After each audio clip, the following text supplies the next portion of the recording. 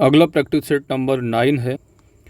पहला प्रश्न है, सूची 1 और सूची 2 को सुमेलित करना है। यहाँ पर हड़प्पी स्थल दिए हैं और उनकी कहाँ पर स्थिति है, कहाँ पर लोकेटेड है, आपको मिलान करके बताना है। तो पहला ए दिया है मांडा, जो कि जम्मू कश्मीर में होगा, और यह सबसे जो हड़प्पी स्थल का जो विस्तार है, सबसे उत्तरी जो सीमा है वह मांडा ही है। ठीक है, मांडा। और सबसे जो पश्चिमी आप जानते हो सुदकांगेडोर है, जो कि दास्क नदी पर है। मांडा जो है आपका चेनाब नदी पर है। सबसे पूर्वी जो है वो आलमगीरपुर उत्तर प्रदेश मेरठ का है, हिंडन नदी पर लोकेटेड है। दैमाबाद महाराष्ट्र गोदावरी नदी पर है ना, तो दैमाबाद महाराष्ट्र हो जाएगा। कालीबंगा राजस्थान। राखीगढ़ी हरियाणा। राखीगढ़ी यह भारत का सबसे बड़ा हड़प्पी स्थल है, राखीगढ़ी। इसके बाद जो धौलावीरा है, तो यहाँ पर आप मिलाएंगे तो मांडा का 3 है, यानी ए का 3 है। यदि आप पहला ही मिला लेंगे तो आपका काम वैसे भी चल जाएगा। ऑप्शन यहाँ पर आपका सी सही जवाब होगा। अगला प्रश्न है, उपनिषद जो पुस्तकें हैं वह किस पर आधारित हैं? उपनिषद, यहाँ पर सही जवाब होगा उपनिषद दर्शन पर आधारित पुस्तकें हैं, जिन्हें आप वेदांत भी कहते हो। Option D. चोलों की राजधानी क्या थी? चोलों की राजधानी तंजौर थी। Option D. निम्नलिखित में से कौन एक गलत सुमेलित है या एक युग्म सुमेलित नहीं है, अर्थात कौन सा गलत सुमेलित है? यहाँ पर सही जवाब बन जाएगा ऑप्शन डी, दीवान ए रियासत। तो दीवान ए रियासत जो कि एक बाजार नियंत्रण विभाग रहा और यह बलबन का ना होकर कि अलाउद्दीन खिलजी का रहा। तो ऑप्शन डी यहाँ पर सही नहीं है, इसलिए डी सही जवाब होगा। अगला है, निम्न यूरोपीय शक्तियों ने भारतीय व्यापार में समय समय पर प्रवेश किया। तो सबसे पहले यहाँ पर आपको क्रम के हिसाब से चलना है। तो यहाँ पर आप देखेंगे कि पुर्तगाली जो है सबसे पहले आए। पुर्तगाली के बाद जो है वो डच रहे हैं, और डच के बाद यहाँ पर अंग्रेज़ हो जाएंगे, फिर फ्रांसीसी। तो 1, 2, 3 और 4। तो पहले पर 4 आया है, दूसरे पर जो है वो 2 है, तीसरे पर 1 है, चौथे पर। ऑप्शन यहाँ बी सही जवाब है। 1857 की स्वाधीनता संग्राम का प्रतीक क्या था? सही जवाब होगा कमल और रोटी। Option A. अगला है, सूची 1 सूची 2 सुमेलित करना है। यहाँ पर कुछ संस्था, कुछ समिति है ना, कुछ पार्टी है, और कौन से व्यक्ति संबंधित रहे हैं। तो अभिनव भारत है, तो अभिनव भारत या बी.डी. सावरकर द्वारा रहा। अनुशीलन समिति अरविंद घोष। गदर पार्टी लाला हरदयाल रहे हैं। Swaraj party C.R. दास। और मोतीलाल नेहरू 1923 वाली स्वराज पार्टी। तो यहाँ पर आप मिलाएंगे तो ए का जो है वो क्या है, 4 है, 2 का 1 है, 3 का 2 है, और डी का 3। तो यहाँ पर आ रहा है 4 1 2 3। 4 1 2 3 आपका आंसर हो जाएगा। 4 1 2 3। 4 1 2 3 किस में है? ऑप्शन यहाँ पर आपका डी होगा सही जवाब। आगे देखो, अगला है कि निम्नलिखित में से किसने बंगाल विभाजन के विरोध में आंदोलन का नेतृत्व किया था?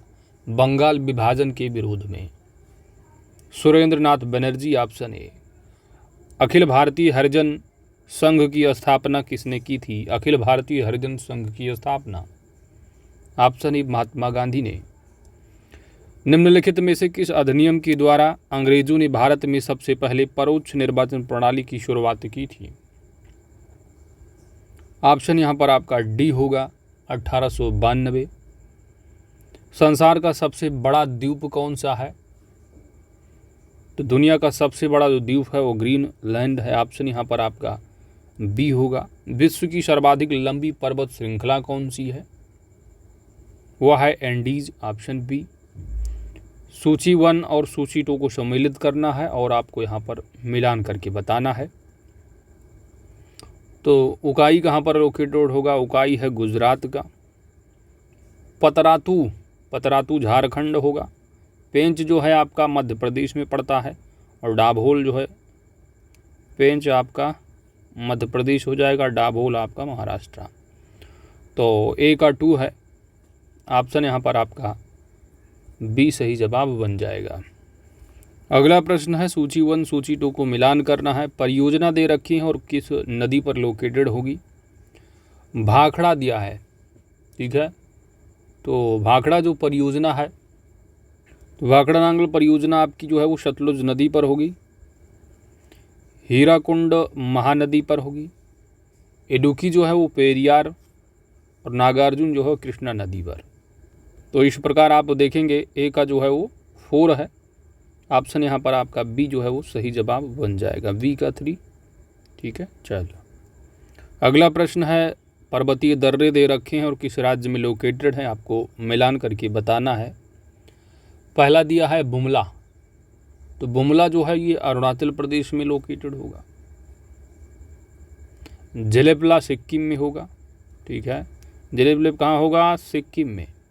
मोलिंगला है, मोलिंगला उत्तराखंड, और सिपकीला ये है आपका हिमाचल प्रदेश। तो ए का 1 है और बी का जो है 3 है, ए का 1 बी का 3, ऑप्शन बी यहाँ सही जवाब हो जाएगा।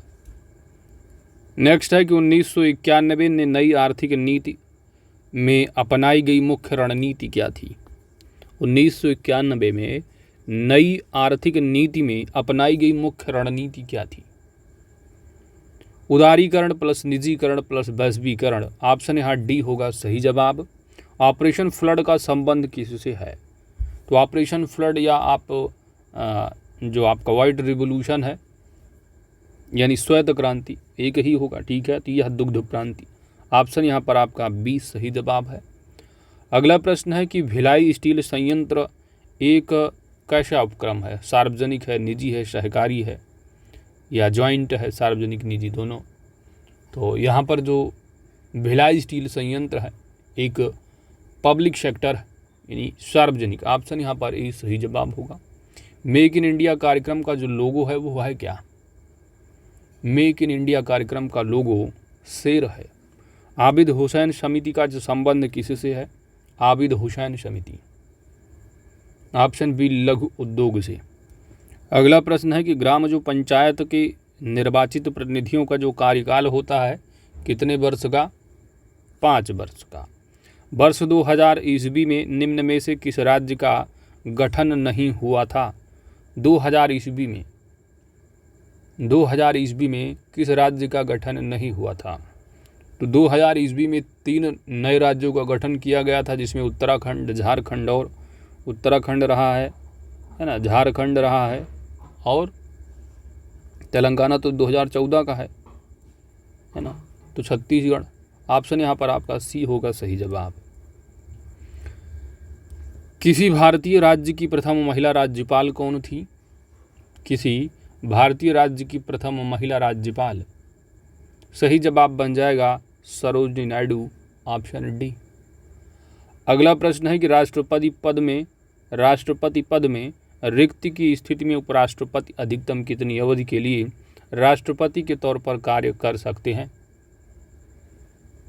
अधिकतम 6 महीने, ऑप्शन यहाँ बी होगा सही जवाब।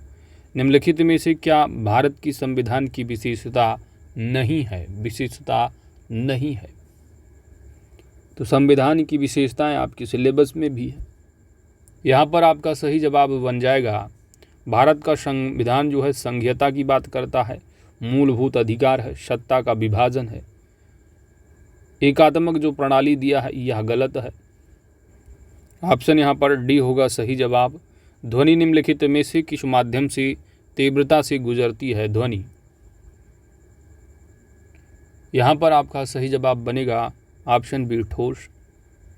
इमली में मौजूद अम्ल का नाम आपको बताना है। इमली में किस प्रकार का अम्ल पाया जाता है, इमली, तो पिछली बार भी पूछा गया था अम्ल से संबंधित, है ना, कि नींबू में कौन सा होता है आपका, इमली में पूछा गया है। तो बताइए आप यहाँ पर, तो टार्टरिक अम्ल होगा। नमक का रासायनिक नाम क्या है, नमक, नमक का रासायनिक नाम, नमक का रासायनिक नाम है सोडियम क्लोराइड, निम्नलिखित में से किस विटामिन को रेटिनॉल भी कहा जाता है? रेटिनॉल विटामिन ए को। लौंग किससे प्राप्त होती है? लौंग किससे प्राप्त होती है? फूल की कली से, ऑप्शन डी। अगला प्रश्न है आपका मैथ का। तो मैथ से आप जानते हो 5 प्रश्न पूछे जाने हैं और 5 जो है वो रीजनिंग के होंगे, और जो कैलकुलेशन बेस्ड होता है आप कह सकते हो मैथ ही, या आप जो टेबल ग्राफ होगा है ना 10-10 नंबर के, तो 20 नंबर आपके यहीं से कवर हो जाते हैं मैथ से। चलिए बताइए भाई इसका सलूशन क्या होगा। यदि आप इसको मान लेते हैं ए और 0.03 को मान लेते हैं बी, तो यहाँ पर आप देख रहे हैं वही हाल है, ऊपर हो जाएगा A square minus B square upon A plus B. तो A square plus B square क्या होता है? A plus B into A minus B upon A plus B. A plus B से ए प्लस बी गया, ए minus B बचा। ए की value है 0.09 और बी की वैल्यू है, माइनस कर लो, 0.03, क्या आएगा? 0.6 जो है वो आंसर हो जाएगा, यानी ऑप्शन बी यहाँ सही जवाब होगा। अगला है कि जब यहाँ पर दिया है कि कोई दुकानदार 1450 रुपये प्रति कुर्सी की दर से 10 कुर्सियाँ खरीदता है और भाड़े पर 600 रुपये खर्च करता है, तो 1450 रुपये प्रति कुर्सी है। एक कुर्सी का रेट कितना है? 1450। खरीदता कितना है? 10 कुर्सियाँ खरीद रहा है। तो 1450 रुपये तुम गए कुर्सी खरीदने और 10 कुर्सी लेके आए हो, दुकानदारी करना है कुर्सी की, तो टोटल जो कुर्सी बन रही है आपकी खरीद की वो है 14,500 रुपये। अब गए हो उस पर भाड़ा भी खर्च किए हो, तो वो भी तो आपके कास्ट में ही जुड़ेगा, तो कास्ट में आपने जोड़ दिया 600 रुपये, और अब आपका बन गया 15,100 रुपया। अब आपकी 1,501 रुपया आपका पूरा खर्चा बन गया। ये हो गया खर्चा आपका टोटल 10 कुर्सियाँ। तो एक कुर्सी का रेट यहाँ पर कास्ट जो निकल रही कितना आ रहा है? 1,510 रुपया। अब कह रहे हो कि हम इसमें 10% प्रॉफिट भी तो ऐड करेंगे, तो यानी आप इसको 110 के हिसाब से बेच दोगे, 110%, तो 110। अब इसको आप सॉल्व कर लो, 0 से 0 गया, इस 0 से यह 0 गया, तो 151 गुणे 11 कितना होगा? 151 गुणे 11 बराबर कितना हो जाएगा? 11 एकम 11, 11 पचे 55, 55 एक 66 और 11 एकम 11, है ना। या सिंपली ऐसे करो, पहाड़ा मत पढ़ो। 151 1510 होगा और 151 जोड़ो, कितना आया? 15 एक 16, 1661 रुपये आंसर है। 6116 ऑप्शन ए सही जवाब है। आगे बढ़ते हैं।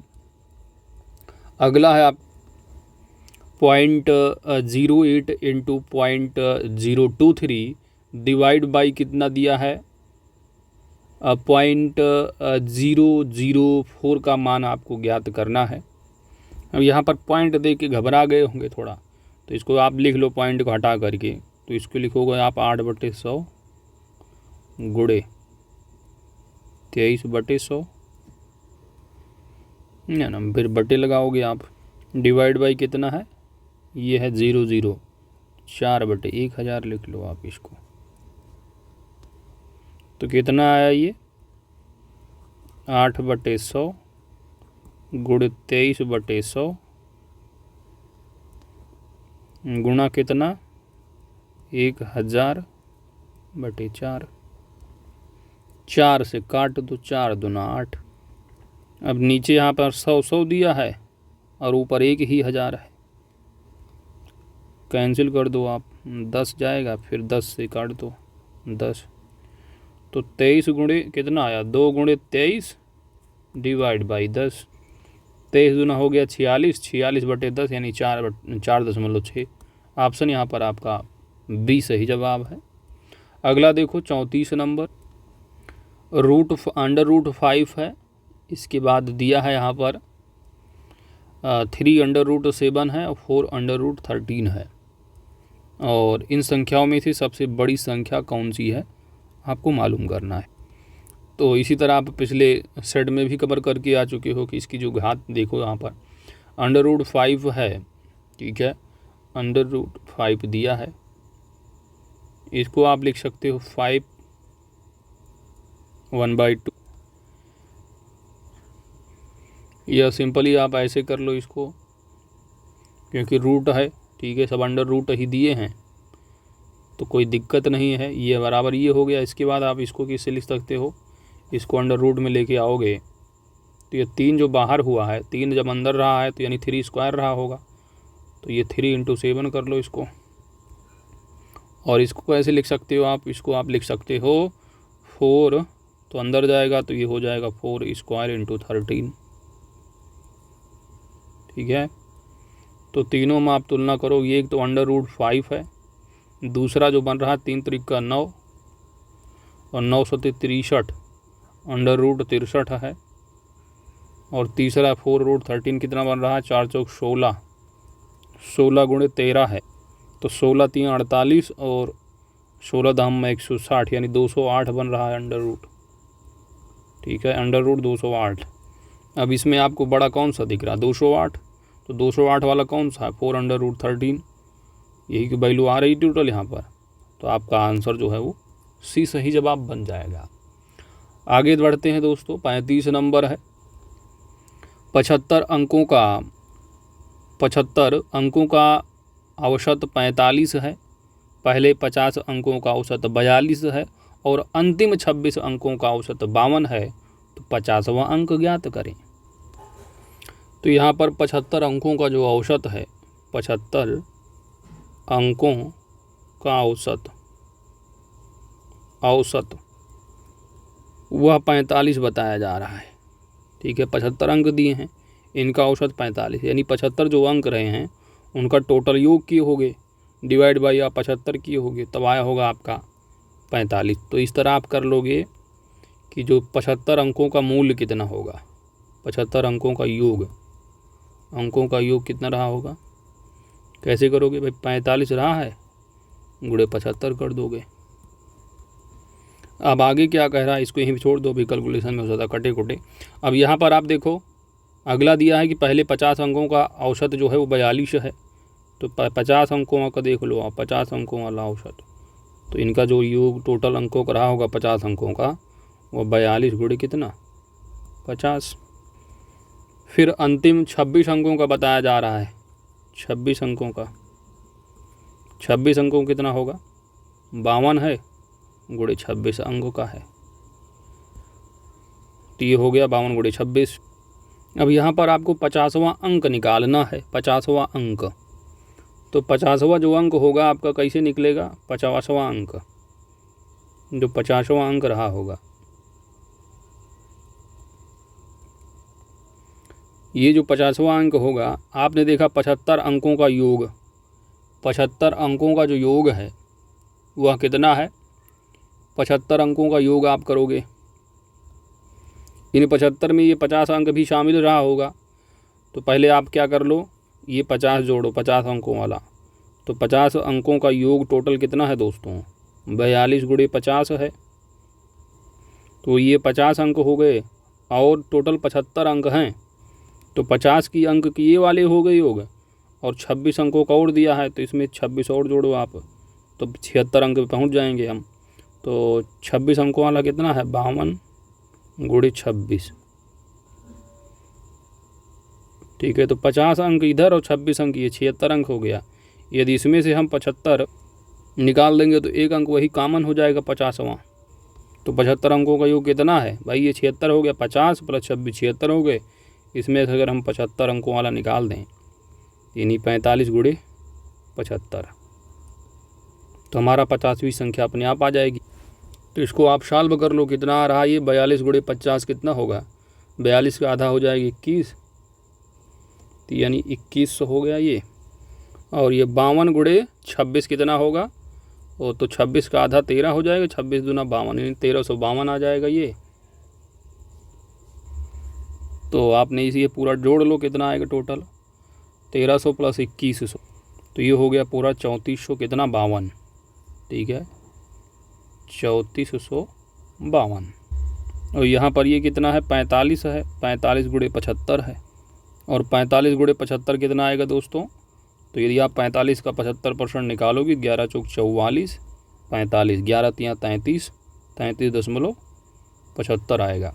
तो 3375 ये हो जाएगा आपका। ठीक है, तो 45 गुणे 75 बराबर कितना? 3375 माइनस कर दो आप। तो माइनस करोगे कितना आएगा? 3375 ये है, 25 और ऐड करोगे तो 3400 हो जाएगा। तो 52 + 25 कितना हो जाएगा? 77, यानी माइनस करने पर 77 आ जाएगा। तो ऑप्शन यहाँ बी आपका सही जवाब होगा। अगला है आपका मैथ कंप्लीट हुआ। हिंदी का देखो आप, पवन का संधि विच्छेद आपको बताना है। पवन का संधि विच्छेद, तो यहाँ पर आदि संधि आ रही है पोधन अन, पवन पोधन अन, कहाँ है? ऑप्शन यहाँ सी आपका सही जवाब बन जाएगा। आगे बढ़ते हैं। शुद्ध वर्तनी का आपको चयन करना। शुद्ध वर्तनी का चयन कीजिए। शुद्ध वर्तनी, तो शुद्ध वर्तनी यहाँ अस्पृश्यता की बात की गई है। आप किस तरह लिखते हो? ऑप्शन यहाँ पर आपका सी होगा सही जवाब। निम्नलिखित में से एक शब्द की वर्तनी अशुद्ध है। अशुद्ध वर्तनी यहाँ पर कौन सी है? यहाँ पर आपका सही जवाब बन जाएगा आजीविका दिया है ना, आजीविका।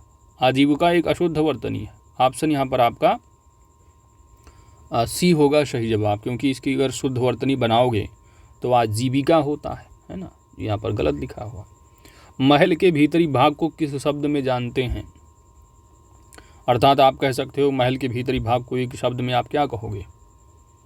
महल के भीतरी भाग को कहा जाता है अंतःपुर। ऑप्शन यहाँ सी होगा। अगला है ऋजु का आपको विलोम बताना है।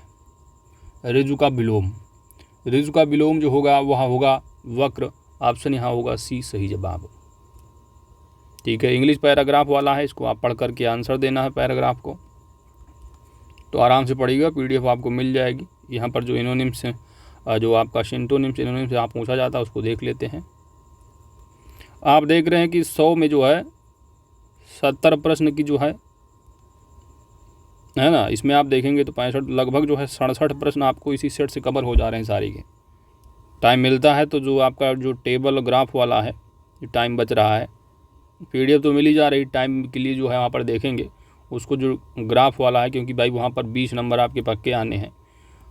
तो जिनकी मैथ कमज़ोर उनकी प्रैक्टिस करने की ज़रूरत, बाकी एग्ज़ाम में आप कर ले जाओगे आसानी से। बस कैलकुलेशन का खेल होता है केवल, तो उसका एक अलग से मार्शल वीडियो आ जाएगा। ठीक है, चलिए यहाँ पर अब बताइए 44 नंबर प्रश्न है आपके सामने। सिनोनिम्स बताना है आपको। कॉम्प्लिकेटेड, तो कॉम्प्लिकेटेड मतलब बहुत ही ज़्यादा क्या है? जटिल है, पेचीदा है। तो यदि आप इसका बनाओगे समानार्थी तो क्या होगा? प्लेन दिया है, पेनफुल है, कॉम्प्लेक्स है, बड़ा ही कॉम्प्लेक्स यार, कॉम्प्लिकेटेड। ऑप्शन यहाँ पर आपका होगा बी सही जवाब। अगला आपको विलोम बता देना है। एरोगेंस है, तो इसका मतलब घमंड है ना, दंभ, अहंकार, अभिमान, एरोगेंस। इसका यदि आप विलोम बनाओगे तो हॉनेस्टी तो विलोम बनेगा नहीं, इग्नोरेंस भी नहीं होगा। ठीक है, तो फैमिलियरिटी भी नहीं है यहाँ पर। यहाँ पर सही जवाब बन जाएगा आपका ह्यूमिलिटी। ऑप्शन यहाँ पर आपका ए होगा सही जवाब। अगला प्रश्न बताइए। दिए गए, यहाँ पर आपका रीजनिंग शुरू हो रहा है। दिए गए विकल्पों में से संबंधित शब्द का आपको चयन करना है। अब जैसे डेसिबल है तो यह ध्वनि का हो गया क्या? डेसिबल। इसी तरह एम्पियर है किसका? तो ये एम्पियर जो है वो आपका, जैसे ध्वनि किसका मात्रक हो गया भाई? डेसिबल ध्वनि का मात्रक है, तो विद्युत धारा का मात्रक एम्पियर हो जाता है, विद्युत धारा। ऑप्शन यहाँ सी होगा सही जवाब। निश्चित कूट भाषा में यदि व्यूअर लिखा है तो व्यूअर को आप इस तरह लिखोगे, इस तरह का स्टिल को आप किस तरह लिखोगे, यहाँ पर पूछा गया है। तो यहाँ पर देखो आप, भी बाद यस है तो ये तो थोड़ा उधर हो गया, इधर से चलो आप भी, यस, यस के बाद है टी यू, फिर है वी, यानी चौथे नंबर पर आ रहा है 1 2 3 4, या +3 करो या चौथे नंबर भेज दो इसको, ये चौथे नंबर पर गया है। इसके बाद है आपका यफ। ठीक है, यफ GHI, ये भी चौथे पर गया है ना। इसके बाद है बी CDE, तो ये भी सब चार ही चार दिख रहे हैं, है ना, तो सब चार ही चार हैं। अब इसी तरह इसको भी आप कर लो। लिखा है क्या, इसको आप किस तरह करोगे, अब चौथे पर आ रहा है ये, तो किधर से हम काउंट करेंगे, C चौथे पर आ जाए। तो यदि हम Z को ले लें तो Z फिर A B C, है ना, चौथे पर आ रहा है, तो यहाँ पर हो गया आपका Z। तो Z तो सब में है, तो ये तो आप कैंसिल कर दोगे अपने आप, Z ले लो। A दिया है तो A के लिए क्या करोगे, मान लो X Y Z A, तो ये भी चौथे पर आ रहा है, तो ये हो गया आपका X, इसका मतलब ये भी बिगल गया आपका। तो दो तो कंप्लीट। अब यस कैसे आएगा यहाँ पर, तो मान लीजिए यहाँ पर लगते हैं PQR यस, तो यस आ रहा है, यानी P की जो हम 4 बार ले जाएंगे यहाँ पर, तो आप यहाँ पर P लगाओ, ठीक है, P आपने लगाया यहाँ पर, तो P किस में ऑप्शन में है, ऑप्शन इसमें आ रहा है आपका D, ठीक है। तीसरा यहीं से आपको पहचान हो गई, आगे बढ़ने की कोई ज़रूरत नहीं, ज़्यादा घूमने की, टाइम बर्बाद करनी, ऑप्शन D लगाओ, आगे बढ़ो आप, आंसर यही होगा, बाकी मिलाकर देखिएगा। 5 सदस्य हैं, K है, यल है, यम है, यन, ओ, ठीक है। एक परिवार है, उनमें से एक शादीशुदा जोड़ा है, ओ अविवाहित है और K का भाई है। ओ अविवाहित है और ये ओ जो है वो K का भाई है। यन जो है वो ओ की बहन है। यम एकमात्र विवाहित महिला है और यन की अम्मा है। यम जो है एकमात्र विवाहित महिला है, जो कि यन की क्या है, माँ है। यल और ओ समूह से मात्र 2 पुरुष हैं। के पिता कौन है। यहाँ पर देखो कोई रिलेशनशिप दिख रहा कहीं पर, ये परिवार हो गए, उनमें से एक शादीशुदा जोड़ा है, ओ अविवाहित है और के का भाई है, तो ओ और के का कुछ रिलेशनशिप यहाँ पर मिल गया आपको। तो ओ को आप पकड़ो, ओ अविवाहित है, अब ये मेल है फीमेल आगे पता चलेगा आपको। अब के का भाई है, के का भाई है, इसका मतलब पता चल गया आपको, ओ अविवाहित और के का भाई है, के का है भाई ओ, ये पॉजिटिव है यानी प्लस मान लो, प्लस ये मेल हो गया और के का भाई है। अब के मेल है, फीमेल अभी बाद में चलो आगे चले। यन जो है ना वो ओ की बहन है। अब यन का भी मालूम चल गया आपको, यन कौन है, ओ की बहन है, ठीक है, ओ की है बहन कौन, यन। यम बोल रहे हैं, यम एकमात्र विवाहित महिला है जो यन की अम्मा है, तो यन की हो गई माँ, माँ, ठीक है, कौन, यम। ये थोड़ा पैरेलल, ठीक है। अब देखो यहाँ पर यन की जो है वो माँ है, यम, और यही मात्र जो है पूरी फैमिली में क्या है, विवाहित महिला हैं, तो यन की माँ है ये यम। तो यहाँ तक बात बन गई। आगे देखो आप लिखा क्या है, यल और ओ, यल और ओ समूह से मात्र 2 पुरुष हैं। तो एक तो ओ पुरुष हैं, यानी जो समूह पूरा फैमिली है, एक ओ पुरुष होगा और एक है यल। अब फैमिली में 5 मेंबर हैं, तो के भी क्या है, ये भी कुछ फीमेल ही है। यन कौन है, बहन है ओ की, तो ये भी फीमेल ही हो गई। यम भी फीमेल ही है और एकमात्र महिला। तो कितने सदस्य बन रहे हैं, यम, यन, ओ, के, तो 4 सदस्य हैं। ये हो गए 5 ही सदस्य हैं पूरी फैमिली में, समझ रहे हो आप, 5 ही सदस्य हैं। तो भाई यम जब ये माँ है तो इनका कोई पति भी तो होगा 5 सदस्यों में। तो बच कौन रहा है 5 में, 5 में बच रहे हैं यल, भाई यल, बाकी सबको देख लिए, यल नहीं देखे, तो यल जो है वो पति हैं, यल पति हैं, ठीक है, यल जो है वो पति हैं। यल कौन हो गए, पति हो गए, किसके, यम के, क्योंकि यल और ओ 2 ही जो है वो मेल हैं, बाकी सब फीमेल ही हैं इसमें। अब प्रश्न पूछा जा रहा है कि के जो पिता हैं ना वो कौन हैं। तो यहाँ पर जो शादीशुदा हैं वो यहाँ पर कौन है, यल और यम ही हैं, तो यम माता हो गई और यल पिता ही बनेंगे, ठीक है। बाकी यन भाई, ओ के जो है वो बहन हो गई यन, तो अकेला भाई है, इकलौता हो गया है लड़का। इनकी 2 बहनें हैं के और यन, और के की जो यहाँ पर पूछा गया कि पिता कौन है, तो यल की जो परी बन रही यहाँ पर वो है के। तो यल हो गए इनके पापा, पापा परी हो गई, तो पापा की परी के। तो यहाँ पर के पिता कौन होंगे, यल। ऑप्शन बी होगा। आगे बढ़ें, चलिए आगे बढ़ते हैं। पापा की परी, आओ देखो भाई 49 नंबर है। 27 सितंबर को शनिवार है, उसी वर्ष 27 अक्टूबर को कौन सा दिन होगा।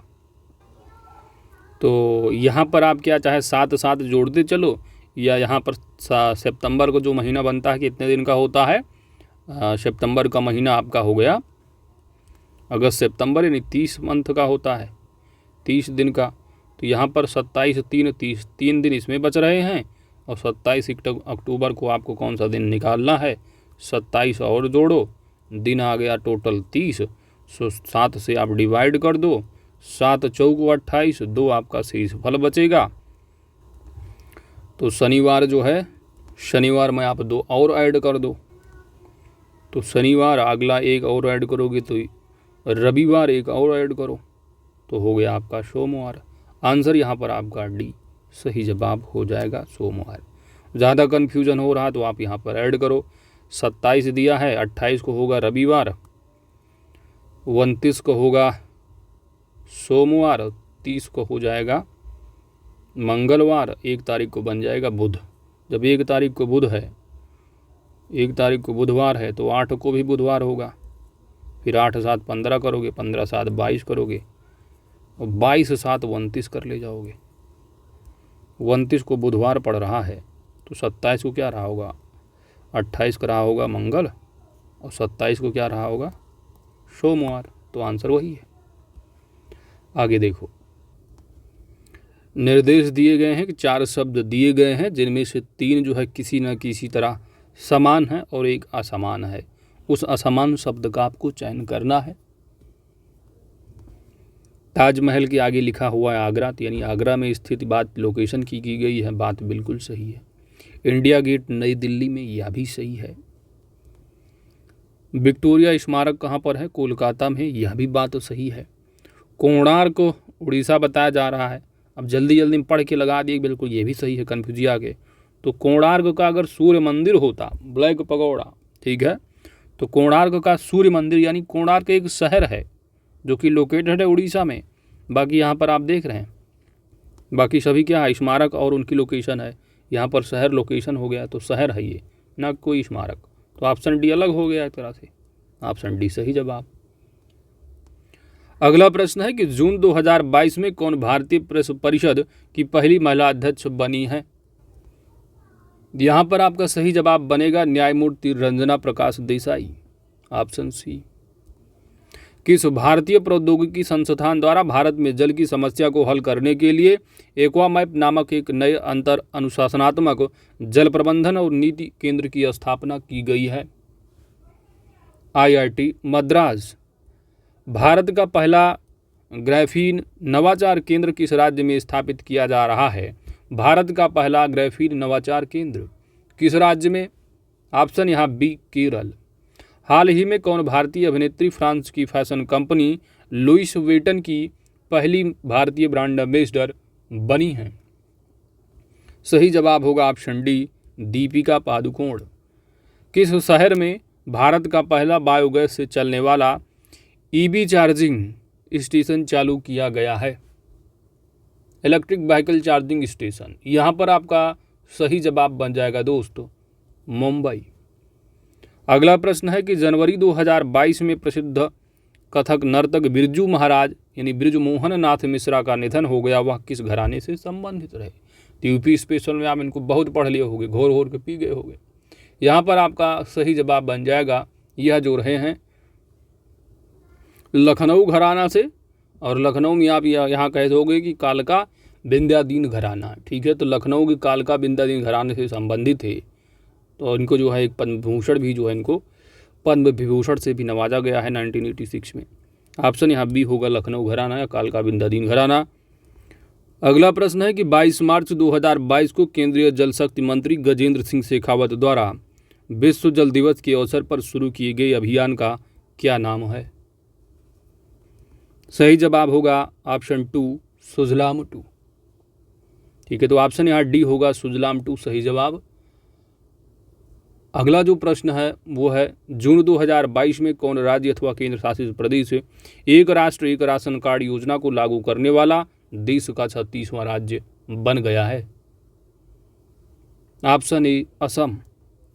फरवरी 2022 में केंद्र सरकार ने ग्रीन हाइड्रोजन ग्रीन अमोनिया नीति का अनावरण किया है। इस नीति के तहत ग्रीन हाइड्रोजन और ग्रीन अमोनिया के उत्पादों को कितनी अवधि तक अंतर्राज्यीय पारेषण शुल्क से छूट मिलेगी? सही जवाब बनेगा ऑप्शन डी 25 वर्ष।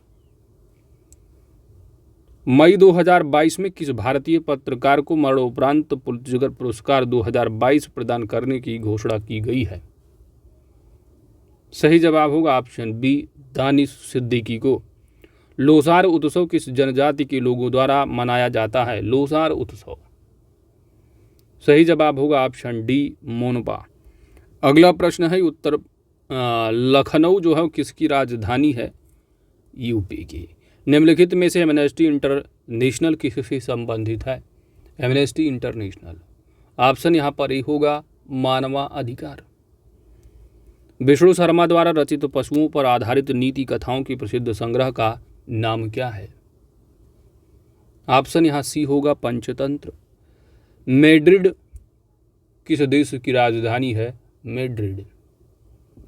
स्पेन की राजधानी है मैड्रिड, ऑप्शन सी। कर्नाटका की जो संसदीय सीटों यानी राज्यसभा की यहाँ पर बात की गई है, कर्नाटक राज्य से कितनी जो है राज्यसभा की सीटें आती हैं? यहाँ पर आपका सही जवाब बन जाएगा ऑप्शन ए 12। प्रतिवर्ष अंतर्राष्ट्रीय महिला दिवस कब मनाया जाता है? अंतर्राष्ट्रीय महिला दिवस ऑप्शन सी 8 मार्च। बिरसा मुंडा जनजातीय नायक नामक पुस्तक किसने लिखी है? बिरसा मुंडा जनजातीय नायक नामक पुस्तक किसने लिखी है? ऑप्शन डी प्रोफेसर आलोक चक्रवाल। वर्ष 2021 का world game athletes of the year पुरस्कार किसे प्रदान किया गया है? World games athletes of the year पुरस्कार 2021 किसको? सही जवाब होगा PR श्री राजेश को। नोबेल पुरस्कार 2021 के विजेताओं के संबंध में कौन सा तथ्य सही नहीं है? अर्थशास्त्र के क्षेत्र में बताया गया है शांति, साहित्य, चिकित्सा, विज्ञान। यहाँ पर जो सभी दिया है बात बिल्कुल सही है, लेकिन सी तक केवल सही है। डी यहाँ पर चिकित्सा के क्षेत्र में, ठीक है, तो बेंजामिन को जानते हैं आपका रसायन में मिला है, तो यहाँ पर चिकित्सा का पूछा गया है, जो कि यहाँ पर बेंजामिन लिस्ट दे दिया।